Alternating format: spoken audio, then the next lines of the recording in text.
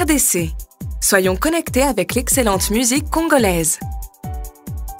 Suivons des moments de joie et d'amour avec les fêtes de mariage et d'anniversaire. Nourrissons notre foi en Dieu avec les services de prière et de culte. Suivons l'histoire du Congo et les documentaires des Congolais. Soyons connectés sur les actualités des filles et des fils du pays partout dans le monde. Découvrons des émissions de qualité, partageons notre savoir. Nous sommes à votre disposition pour vos émissions en direct de notre studio, dans vos églises et même dans vos maisons. Appelez-nous sur notre numéro WhatsApp. Boss Brothers TV, tout le monde en parle.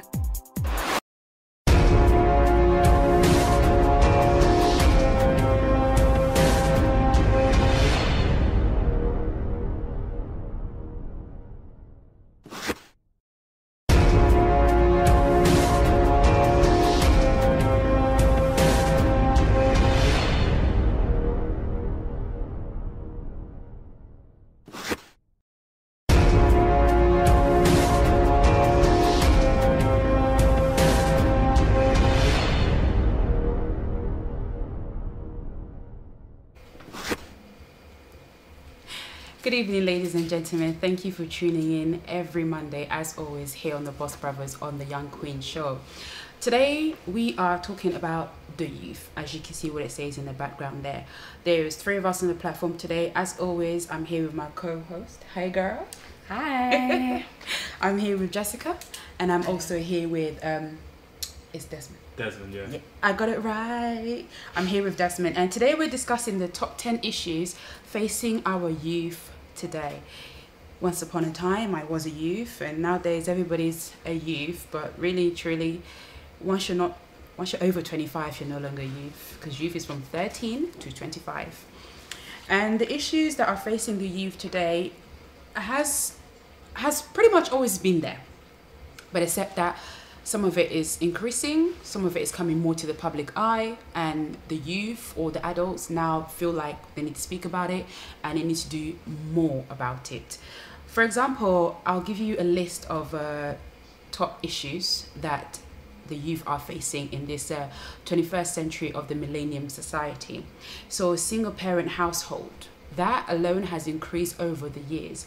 There is 2 million single parents, and in that there's only 10% of them which are men, and only 2% of them are teenagers, and only 61.1% are in work of those single parents. We have the drug and alcohol abuse, which is also an issue for the youth, which is growing fast as well. It's also an issue. So children, they'll probably, because if you think about it, youth starts at 13, but you have some 8-year-old, 9-year-olds already acting like youths before their time. So kids growing up fast, violences in school, materialism, like people wanting material stuff over perhaps their education, not really wanting to work to get all those material stuff that they want to gain. They want to get a fast life. And then you have obesity, people not being healthy as they used to be back in the days. And you have education itself. A lot of people are slacking in their education, and the numbers are, instead of increasing, they're going down. Generally speaking, people tend to say women tend to follow up in their education all the way to university than men. Not that it's an insult, but that is simply because they probably get into work faster and they probably have better things to do, like buying cars. I don't know. And then we have the shift of the economy. For those who were here in the UK in the year of 2008 and 2009 and 10, you experienced a credit crash, which almost went into recession. So you know the shift that we experienced in the economy here, especially for the students back then. And then the shifted economy then leads to poverty. That alone, I'm going to leave that to Jessica because the numbers are crazy. And then we have pride and identity. A lot of people do not know who they are. They are lost within themselves and they cannot identify themselves. Another thing that is also in the list that I did not include in the top 10 is youth unemployment, labels and stereotype, literally being slapped in their faces. I define stereotype for you. Stereotype is basically when you have one thing that one person does, an individual, and then you take it and you generalize it to everyone.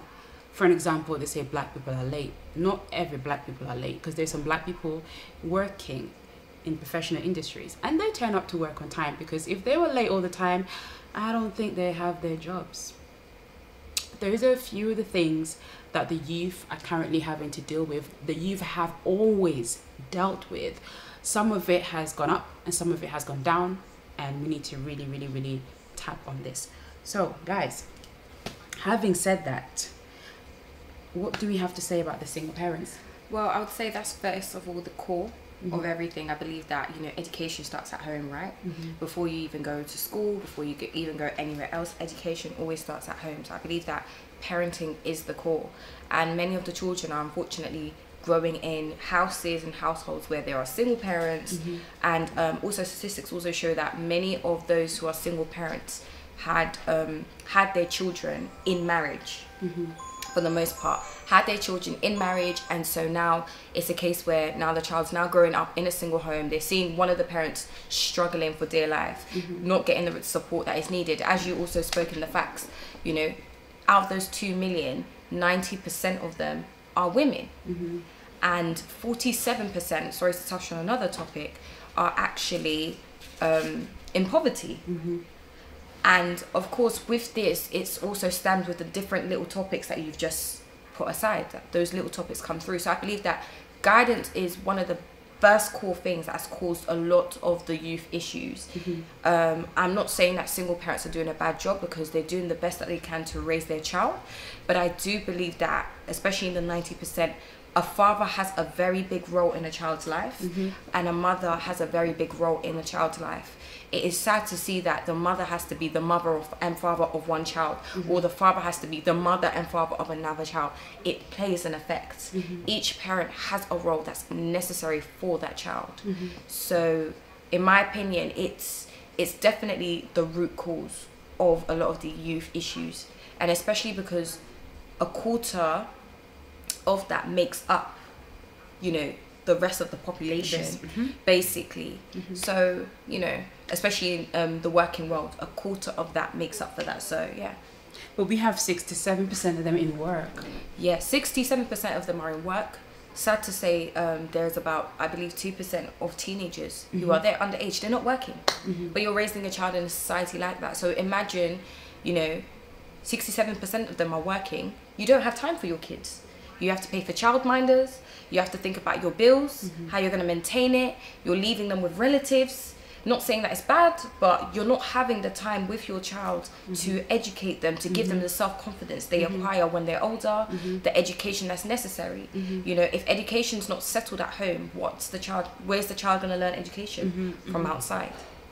So would you then say, because you said that it's only 10% of them that is men, so like 99% of them is women. So would you then say, like, I had a young lady who asked a question, and everybody was like red flagging it. Some people were saying no, and some people were saying yes. Personally, for me, I think it's a yes. Would you say a single parent cannot raise up a man or raise up a child to be a man? I wouldn't say it's impossible, but I would say you would need a bit of a male figure in that child's life. Okay. Doesn't necessarily have to be their dad, but somebody that will be able to take part in that area. I do believe that single mothers can raise, but to a certain extent, you will still need a male figure. I have seen young men without their fathers in the house, and the impact it takes on even the way that they function, their mentality, the way that they carry about things is so different. So what would you say about someone such as Anthony Joshua? He came from a single parent home. He's come from a single parent home, but I believe that, don't get me wrong, it depends on the child themselves, the option that they take. Okay, I've come from a single home.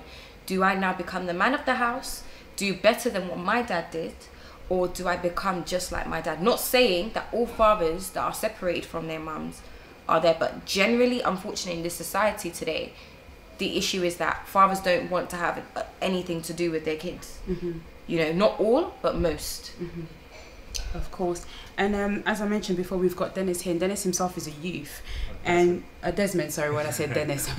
I had it right before, now I got it wrong, like, it's such a shame. Being a youth yourself, can you tell us the key issues or the key things that you have experienced for the past years as a youth? So, okay, last year I went into university. So an issue for me is like kind of the nightlife.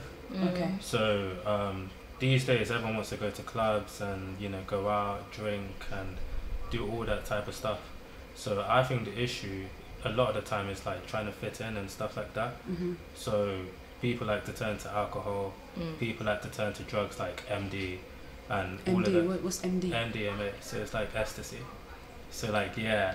I did not know that when I was growing up, and I still don't know what it is right now. So because in UCL, like, it's around Camden, and that area is quite notorious for drugs and all of that stuff. And every Camden month has a heavy nightlife. Yeah. And every like month or so, there's like a club called Lightbox, and people like take MDMA and all these things, and like even it's quite hard to even do it because people to even get into the club, they put in their socks. They put it in many different places that. So the club's got security. It does not allow it in, but they're just trying to sneak it into the club. Yeah, people go to different lengths, so they put in their socks. Sometimes they might do it outside and go in, and all of that stuff. So what do they get? Like, what's the buzz?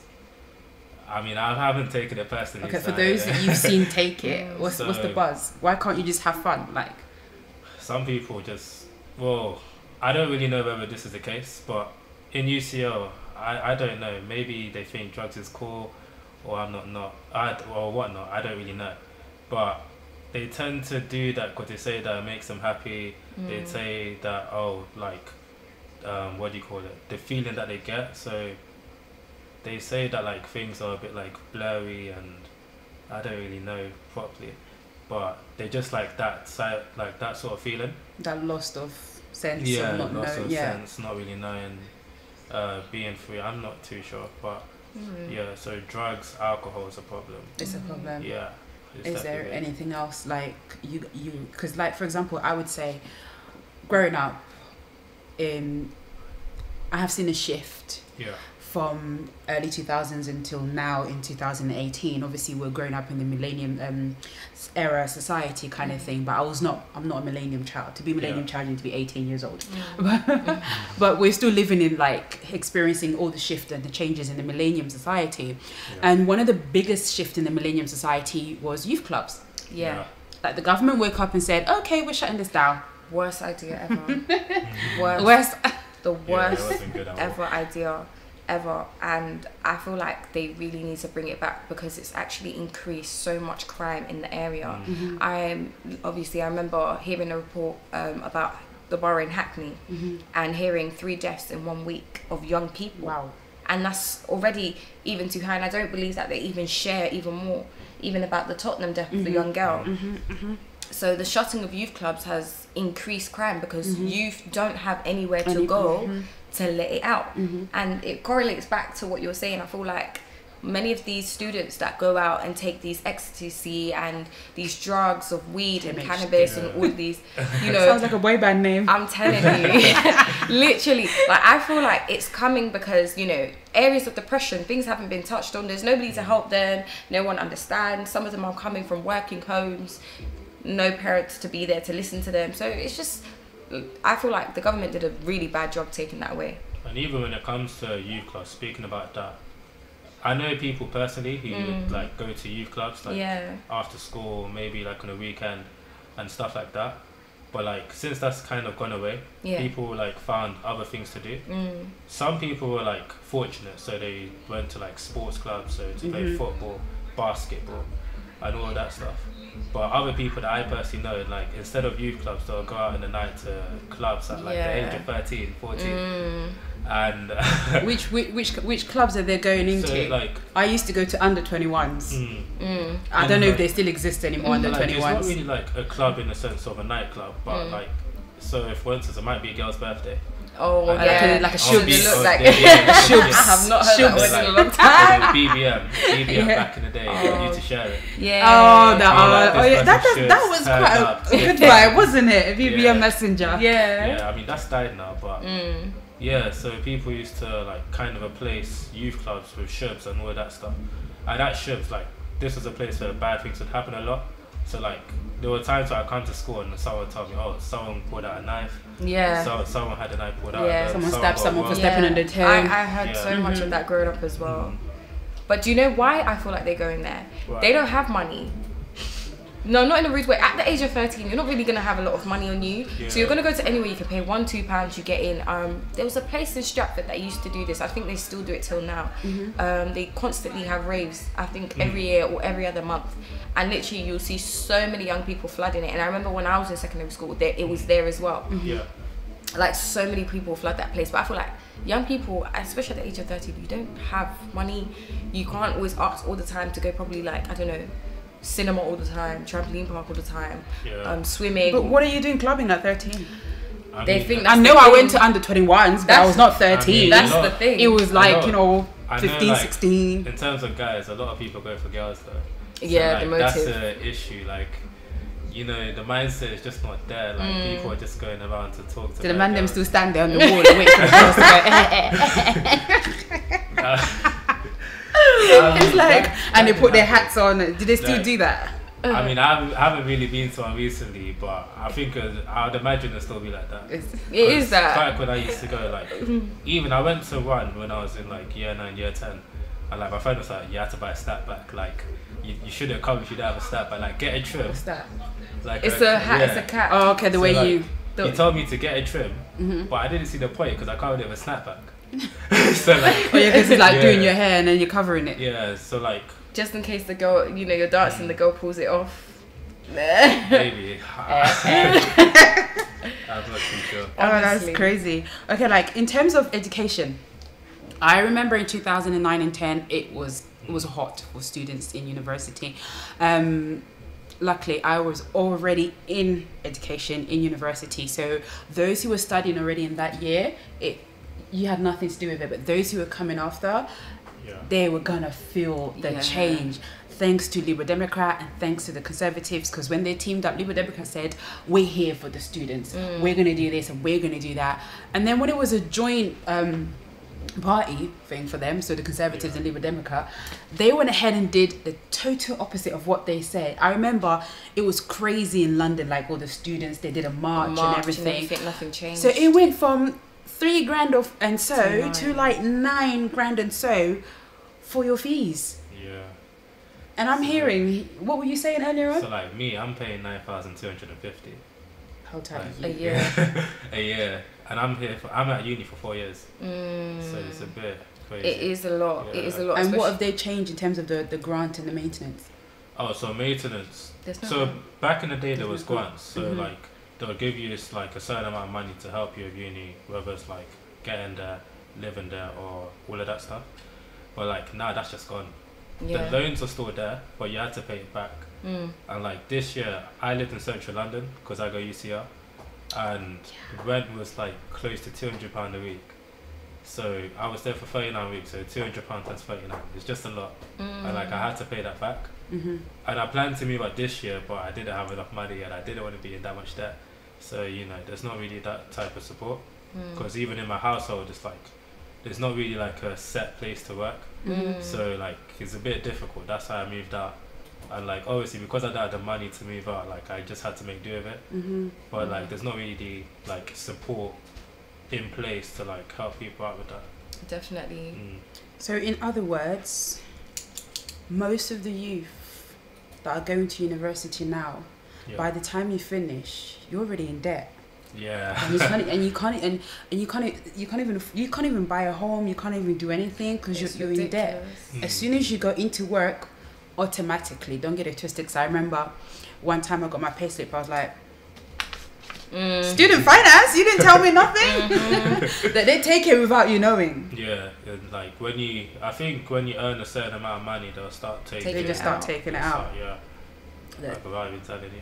like Yeah. stealing it on the side like that. No, when I applied for a loan, I told you. So when you're taking out my money, you need to tell me. So and the other issue that Jessica you really wanted to touch on was the shift of the economy. Yeah, I feel like even what you're experiencing personally, like shift of economy is definitely there, and obviously we have the Brexit change coming soon, and I feel like you know, who knows what's going to happen next? Who knows how bad this could really be for us?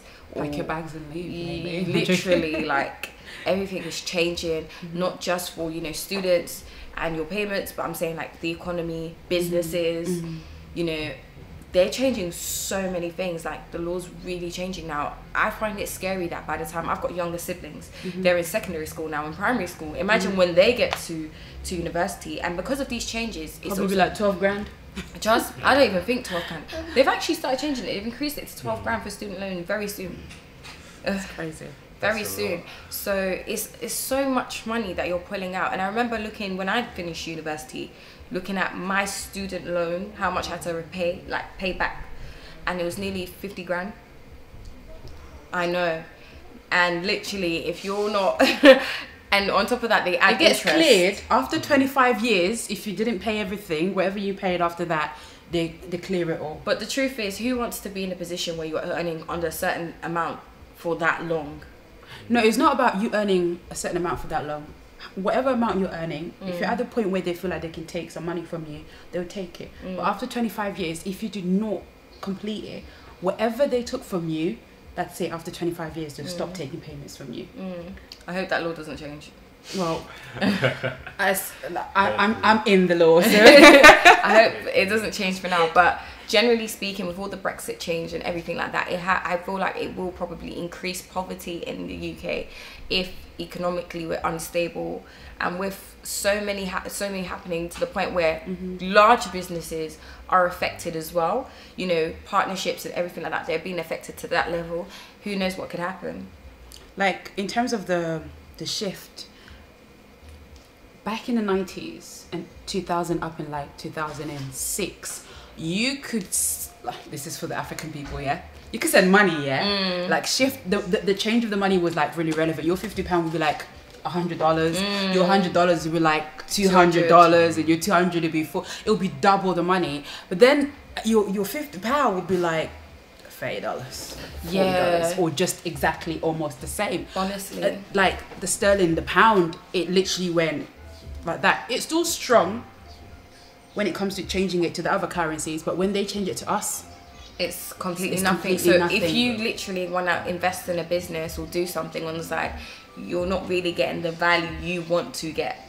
So yeah, I agree with that. It's crazy. But yeah, it does definitely touch on youth issues, which I do believe that it makes it harder for those who are students. You have more stress. I believe that those who want to go out and try something even better in the time you're studying, you have to think about bills. You have to think about all these other things, and really it's not something you want to think about while studying. Of course. We're going to take a quick break, and when we come back from the break, we're going to talk about youth unemployment, the labels and the stereotypes people get slapped in the face with when you know that's not you, but simply because they want to generalize it to everyone and they want to stereotype you. We're going to speak about that right after the break.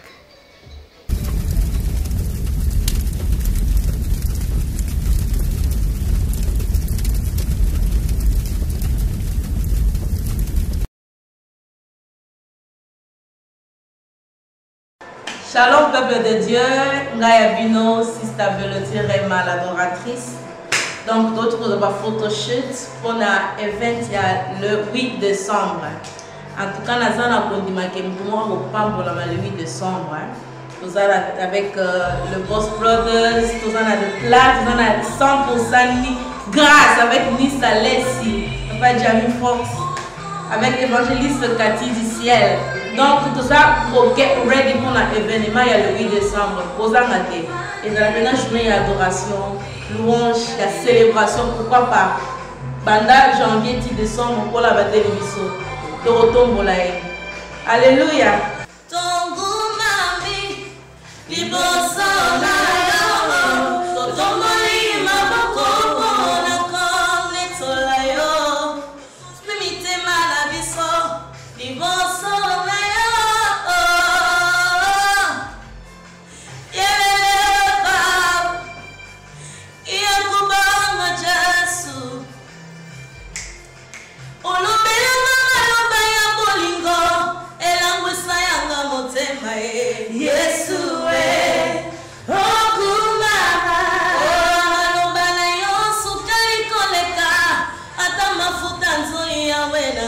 Alléluia, assure. Le 8 décembre, kozanga te pour adorer Nzambe comme il le faut. Que Dieu vous bénisse.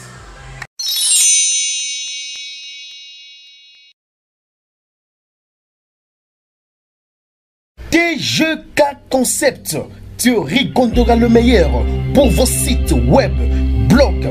Thierry Gondora Affiche vous amène une innovation pour le service professionnel de conception des brochures dans le monde de la média. Pour vos locaux TKG, Thierry le meilleur, vos cartes d'affaires pour les hommes d'affaires. Professionnellement parlant, contactez Thierry Gondora, service amical. Une conception dynamique pour vos besoins. Contactez Thierry Gondora pour vos sites web et autres choses. Vos logos pour vos business, pour vos travaux professionnels. Vous avez besoin de l'affiche TKG, the best design ever that you have never seen. Get in touch and you will never be deceived.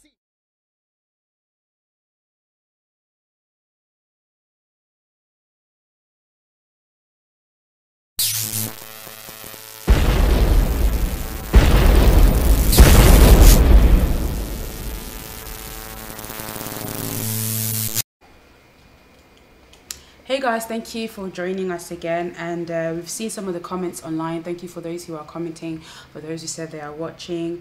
And yes, children these days, they're trying some crazy stuff. And what was it? MDMA. So MDMA. So It sounds like the next boy band. ecstasy, but toned down a bit. But Is toned it? down a bit. So ecstasy itself is worse. Yeah, Oh, it's basically wow. the same. Yeah, Wow. yeah. So how's your experience basically in terms of, you know, the university? Is it more enjoyable? Is it less enjoyable? University. Yeah. I mean, in terms of like people, Yeah. I'll say it's enjoyable because it's like I kind of like have my group of people that like I'm comfortable with. So because of that, I'm fine. Yeah. But if we're talking about like the events, not so much because it's like you'll go to a club and then everyone's just making out, or you'll Everyone's go what? making out. What? I thought there was something else that was going to come after that sentence, but you stopped there. In the club. In the club, yeah. Yeah. People, what they These do. days it's really What they do, people will just like drink a lot, or like if it's Lightbox, MDMA, then they'll look at someone across the room. Well, like, it's Make just like eye uni contact. raves when you like go into Yeah. uni buses and go out, Yeah. like go to. I know this like in UCL we have like a certain club like on a Wednesday called, what was it? I forgot what it's called. But like people go, it's a sports night event, so like if you're in a sports society, but Yeah. most people just go anyway, whether they're in one or not. And like yeah, it's literally just a place where people just hook up. Like it's Really? kind of like known for that. This is so So, funny. like- Do you guys? Because obviously I did uni a few years ago. Like Yeah. done that.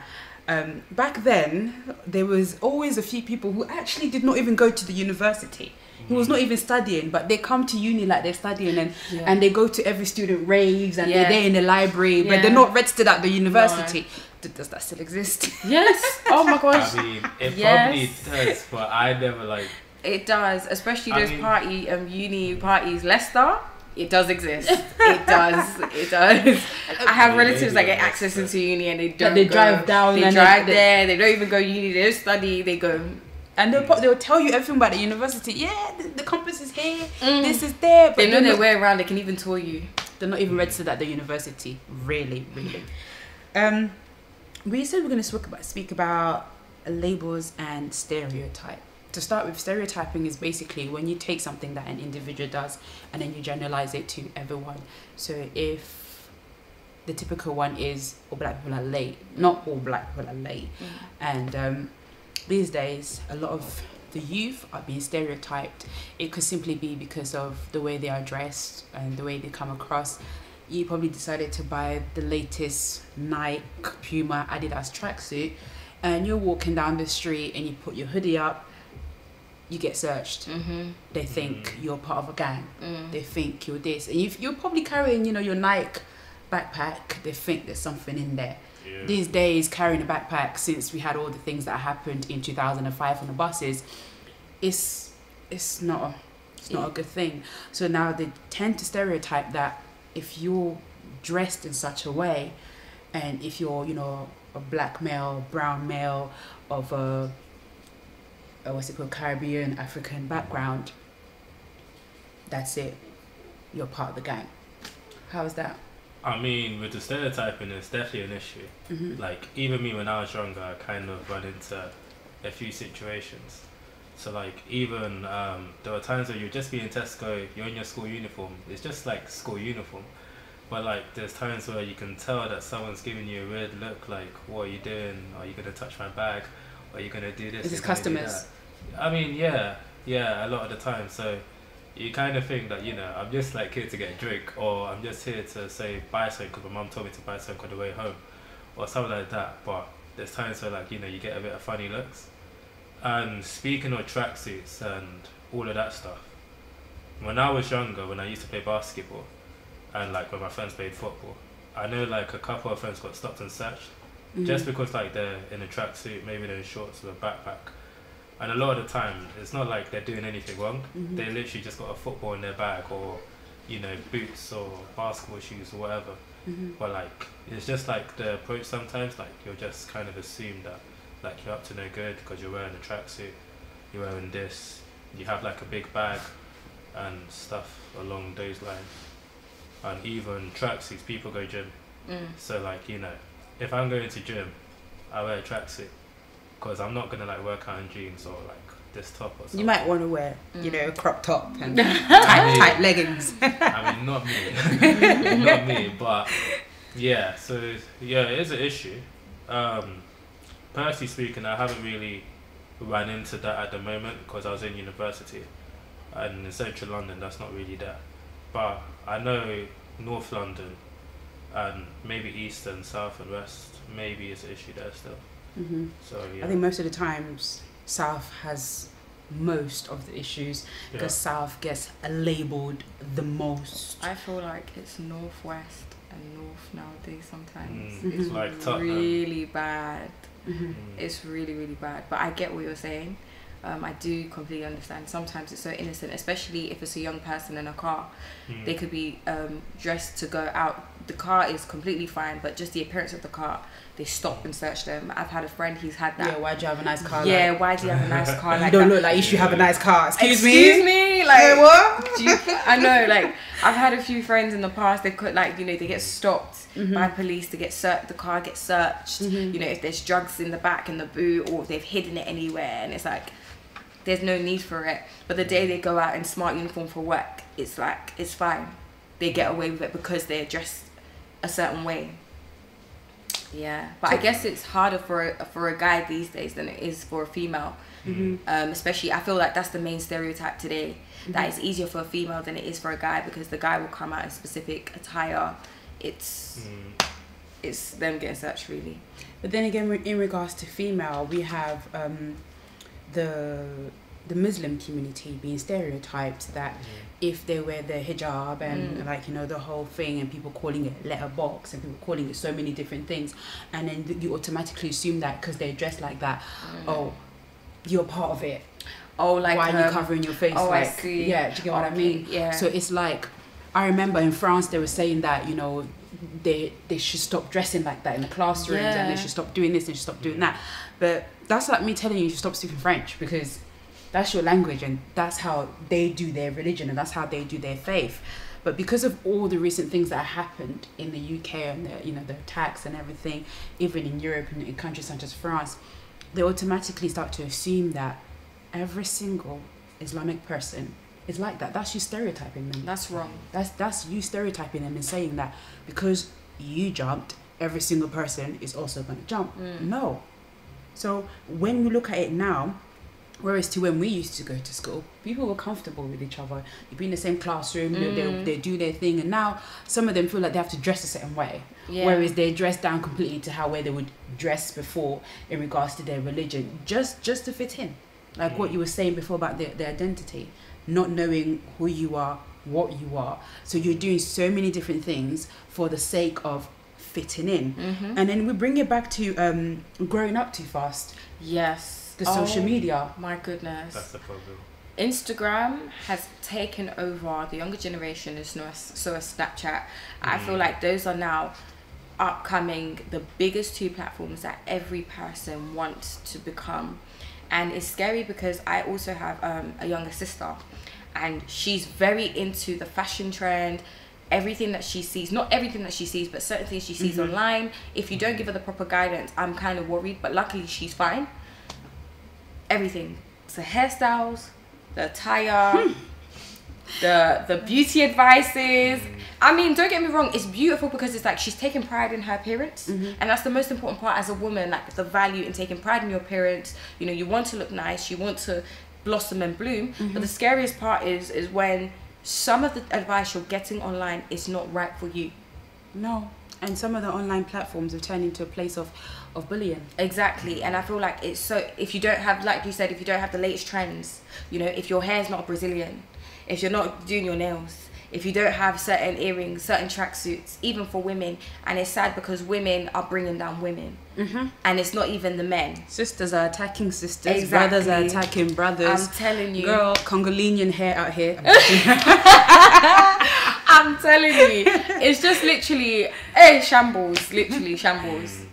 Even talking about that, like, even when it comes to younger people, like, when you look at the majority of people on Instagram, okay, not the majority, but a few, like, the people who are like 8 years old with Instagram, 7 years old with Snapchat, and all of that stuff. And like, even when you look at the people they're following, it's like, we're just random people. Like, I've seen like 11-year-olds, 10-year-olds, like, we'll say 200 followers, but they're following like 2,000 people. Yes. So then you just kind of question, like, what are you doing, and like, why? Like, why are you following the 2,000 people? Yeah.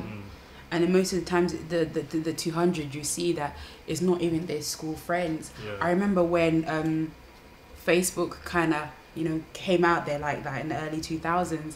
And when I was going to uni in 2008, like, it wasn't really out there like that, but a lot of people were opening it because when you're going to uni, stay in contact with that. It's all about staying in contact with friends. When you went on there, you find this family member, this and that, and you're like, oh, cool. So I don't need to be buying a phone card and calling you. I could be writing to you here and there. But then all of a sudden, it just kind of like expanded. Technology, Big Brother world kind of just like increased. Owner of Facebook now owned WhatsApp. After owning WhatsApp, he owns Instagram. After Instagram, he owns, like, his pocket's fine, but what it's doing to us, exactly, it's another thing. Exactly. And I feel like what is also influencing is that a lot of these people are messaging, young people are messaging other people they don't know, and many of them are in disguise. They're not actually who they are. Fake accounts to shut down people's businesses. Fake accounts to bully people. And I feel like that is definitely an issue in the community because you can get in contact with the wrong person. I remember being in secondary school and there was a particular guy on Facebook. Obviously, when Facebook was about then, it was like, you know, the thing.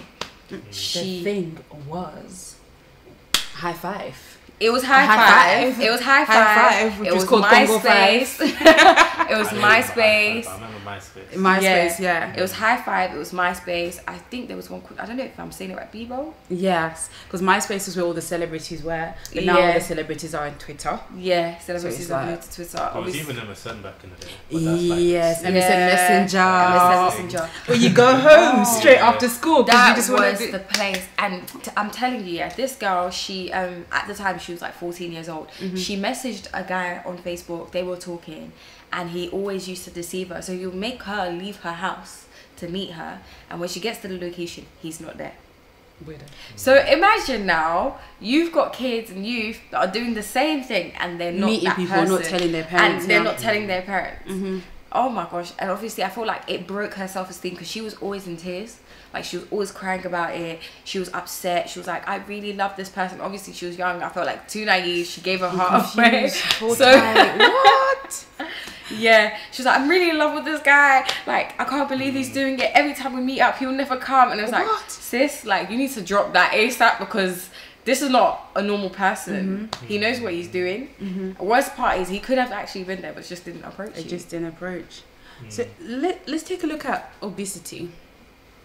I'm fat in the inside, maybe, but cool on the outside. Obesity, I mean, okay, a lot of people in secondary school don't really hurt themselves. So like, after secondary school, everyone used to get like free wings and chips, or Is food technology still part of the education? food technology. Yeah. I think it got added in, and now it's like part of the curriculum. Yeah. So was it taken out at some point? I felt like I certain don't schools really know. had it, like, depend on the school. Because it depended on the school, yeah. Yeah, the school I went to had it, definitely. Because my one got added in like when I was in like year 8, year 9. What year was that?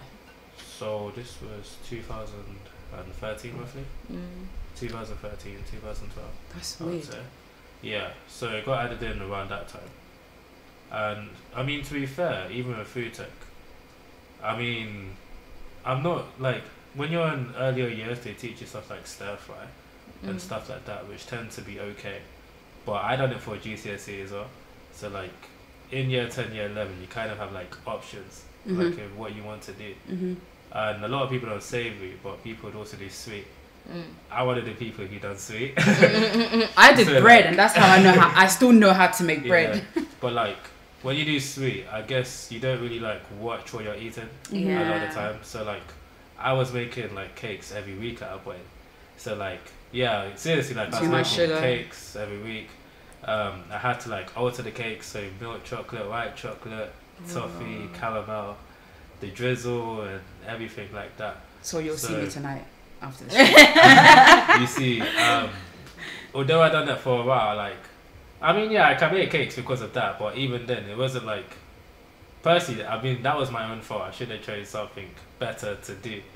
But, yeah, I know how to make a cake, but it's not exactly the best thing that, it's not useful for me, because, I mean, even last year when I went to university, like, I was the person who can cook the least in my flat. So I'll be making pasta, and even pasta, like, things are just falling on the floor, overflowing water. Do people still burn rice or cook I eggs with a spoon? I was the one Boiling that burnt rice. eggs, you're boiling the eggs and you got a spoon stirring. Because even me, like, to cook, I Stop think it. to cook pasta, there was one time I cooked macaroni. No, was it macaroni and cheese or something along those lines? Yeah. I mean, Was I the didn't boil the unifier pasta. alarm go off? I didn't boil the pasta, right? So what I done, I put the pasta in, and I think I put In the milk. oven? No, in the hot. I put milk in and I put in cheese. And I remember when my flatmates came in and like it was just overflowing, it was coming off. So I took off the hob. Even when I took off the hob, it was still coming off. I didn't know what to do, but I mean, like, it's these type of skills I would say that you need to know. That people need to be. No, it's true. Parents need to teach. Because, I mean, that's the problem with the youth.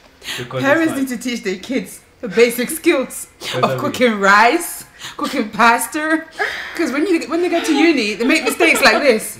like it was just horrible. Like I actually learned how to cook when I only had like a month of uni left. So like throughout the whole of uni, there was one point I got fed up, so I just started buying like those ready-made pizzas and just stuff like that. Because it's like I'm having problems even cooking pasta. Oh wow. But like I knew how to make a cake. Like if you told me make a cake for the flat, I'll do it. Like, Yeah. no problem. Piece of cake, but yeah.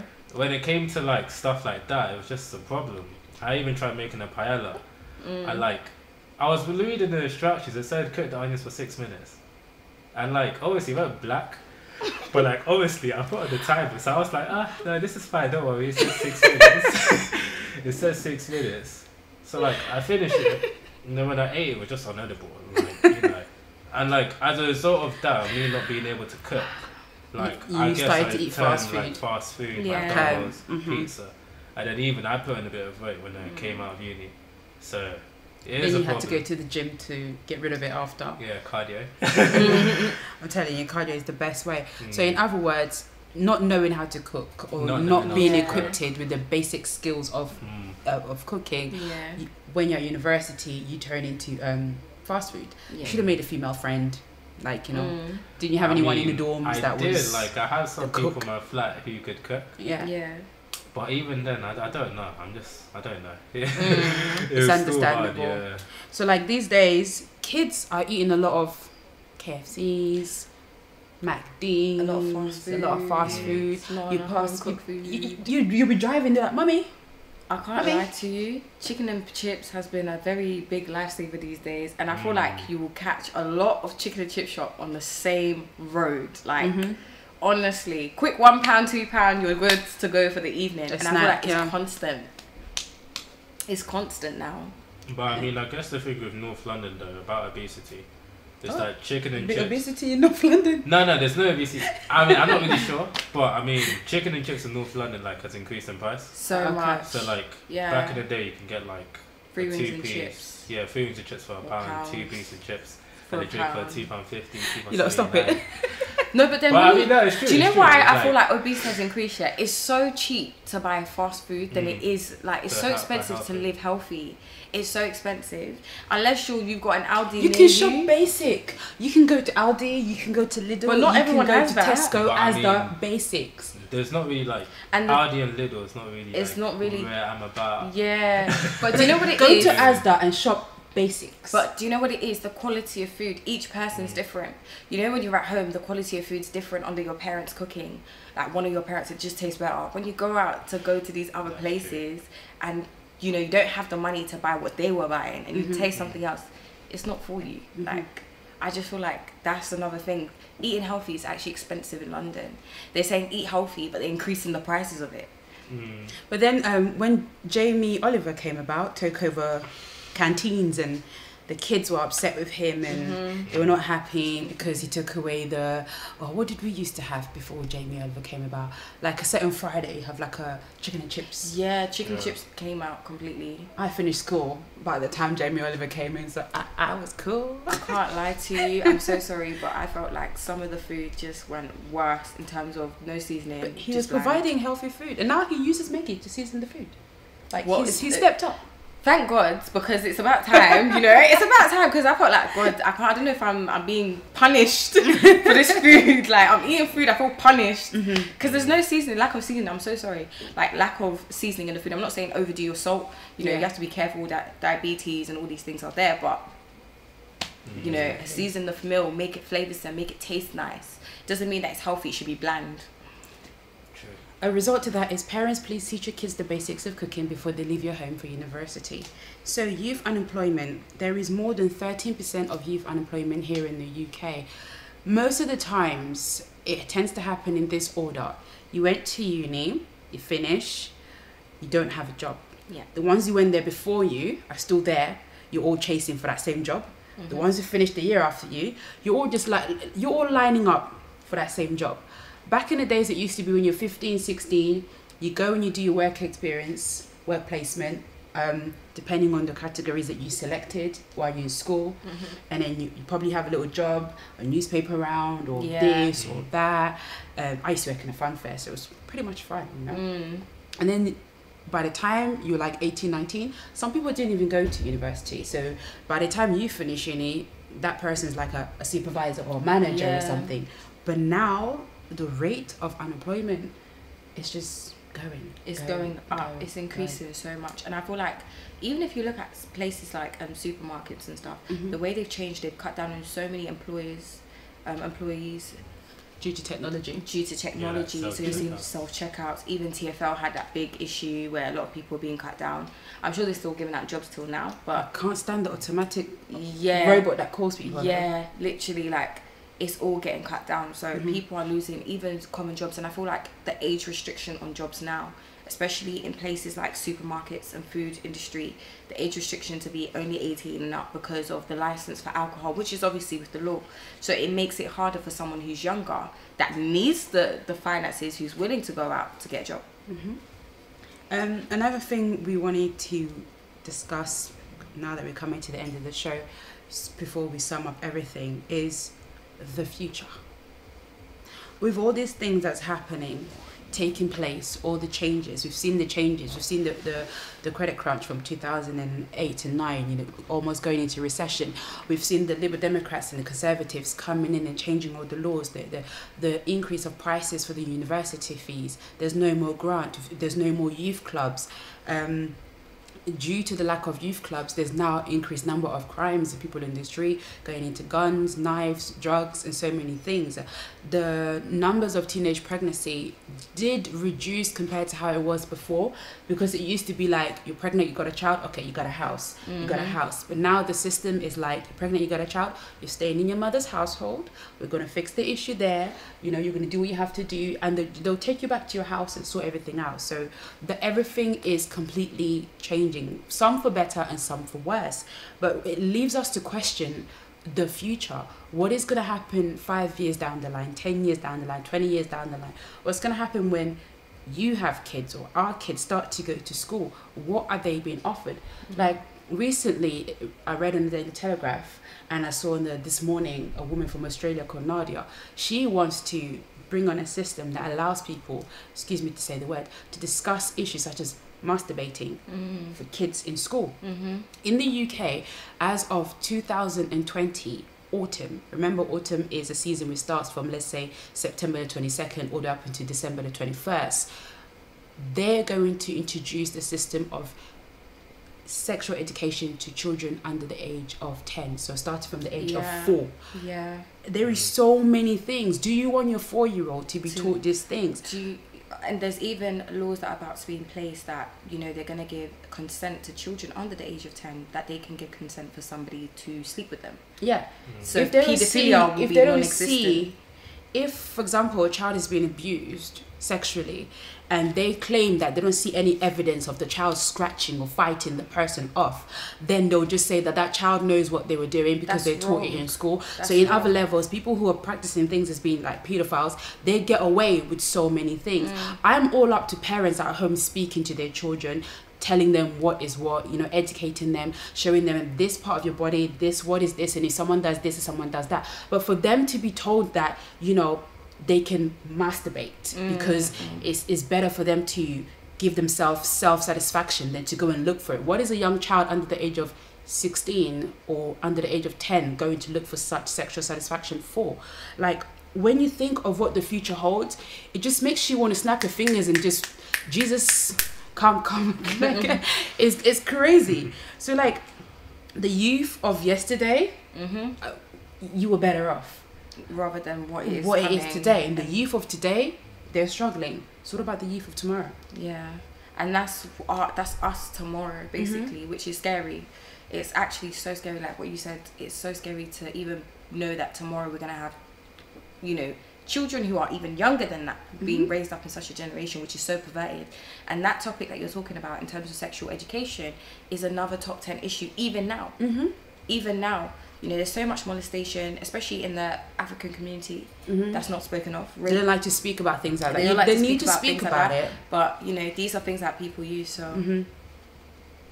And I feel like when it comes to the Afro-Caribbean communities, so many things that we see as a taboo that we don't want the youth to know. Personally speaking, I feel like we need to speak about a lot of things, but there is a limit to how much it should be spoken, because it comes to a certain age where you have to know a certain thing anyways. So if you are not at that stage yet, I don't feel like they need to know what that is. They can know the basics of it, of what it is and how it comes about. I feel like the lack of African parents, not all, explaining to their children what they had gone through as well. Because I feel like African parents, not all, many of them just say no, you can't do that to their kids, but they don't give an explanation. Hence why their children will go out and engage in these activities outside, not knowing where it's come from. Rather, probably the mother or the father had done it already, and that's what's troubling the child's childhood and upbringing. So I feel like that taboo needs to come off. It needs to come off, and opening up to your children needs to come in. Not everything to protect your respect, your dignity as a parent, but to help your child. That's you tomorrow. So yeah. Definitely, thank you. So I will remind you again of the issues that we've covered today. We covered single parents, as we mentioned to you before, that there is 2 million single parents here in the UK, and only 10% of that is men, and the rest women. And it's not just single in the sense that because they were not married, most of these people, like she mentioned before, those children were born in marriage, but then divorce came along and said, you're going to be a single parent. 67% of them are in work, so it's not like they're just slacking and doing nothing. But due to such issues, it could also mean like a child is going astray, a child is not paying attention in school, and then which leads into poverty, which leads into lack of education, which leads into people, what's that boy band name? MDMA. Like, there's so many things that people are doing, and obviously kids need to eat healthy. You need to teach your kids the basics of cooking, just try and stay away from obesity, like have cooked meals, less less takeaways, and education, as we are aware of all the changes that happened due to Liberal Democrat, the prices of the tuition fees and the grants and everything like that. But a lot of people still tend to say like, oh, we don't know what's this and we don't have a choice. You have a choice because you know you went to primary, secondary, you know college follows, university follows. It's not necessarily for you to go to university. You may want to do an apprenticeship. These days, apprenticeship is being advertised more, whereas when we were in school, it was not so advertised as much. There are so many things for you to do. You just have to put it in your mind that I'm going to do this and I'm going to achieve this. Even if you're coming from a single parent home, even if you're coming from a married home, because sometimes you find that some of the children that are coming from a home that's both mum and dad sometimes tend to be worse off than the single parent home because they might be too spoiled. This is where you're giving your child everything, the material stuff. So we really need to know what it is that we are doing in order to help the youth of today and the youth of tomorrow.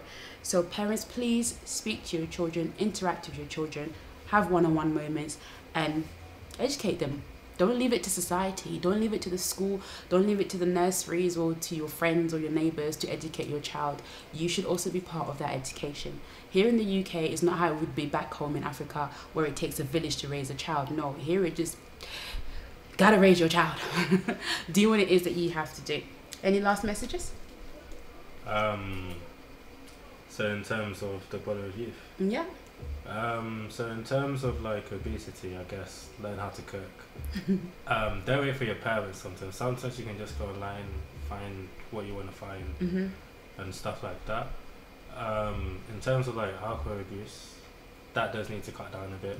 Alcohol and drugs. Yeah, so like in university in particular, like you shouldn't really feel obligated to drink beer if you don't want to, or you shouldn't feel obligated to like, you know, do all of that stuff, so MDMA and all of that. Like if you think that's what's required, then you know, just rethink. I learned something new today, MDMA. Not that it's a cool thing, I've just never known this. Yeah, I mean that's mainly a problem in UCL. I'm not really sure about other unis, but yeah, just reevaluate certain things, and yeah, so yeah. Get your priorities right, basically. Get your priorities right, yeah. Yeah, I think that's it, really. Thank you. Jess? More or less everything you basically said. But say it. I'm joking. Everything he said was just, yeah, all in a nutshell, really. All in a nutshell. And anything that you, because I know you were really strong about the poverty, anything you want to say on that? I feel like, you know, what you input in your child today is what they'll become tomorrow, and especially at the age where they're a youth, 13 up until 25 is the best time to educate your kids. That's literally where it sticks with them till they grow.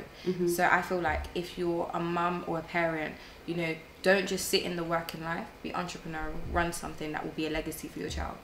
So it cuts down from whirlwinds and stuff. I'm not saying businesses don't go down, but it will assist them. So yeah. Thank you guys very much, and thank you for the audience for watching, and thank you for your comments. If you're a youth out there and you feel like there's something that is bothering you today, or that is bothering the youth of today, and you want to come here and you want to speak about it, you want to raise an awareness of the issues that's happening. We are aware of all the gun crimes and knife crimes, and sometimes us sitting here talking about it, it can help. Like someone could be watching and they realize that, okay, I should not be walking this way, I should not be doing this. But it all dies down to, once again, the parents. But we cannot always blame the parents, because sometimes the kids do go out there and they pick up things and they do things completely different and they decide not to listen to you. But once again, thank you for those who are watching. Thank you guys for everything that you've shared, and we'll see you same place, same time next week. Have a good night. Bye.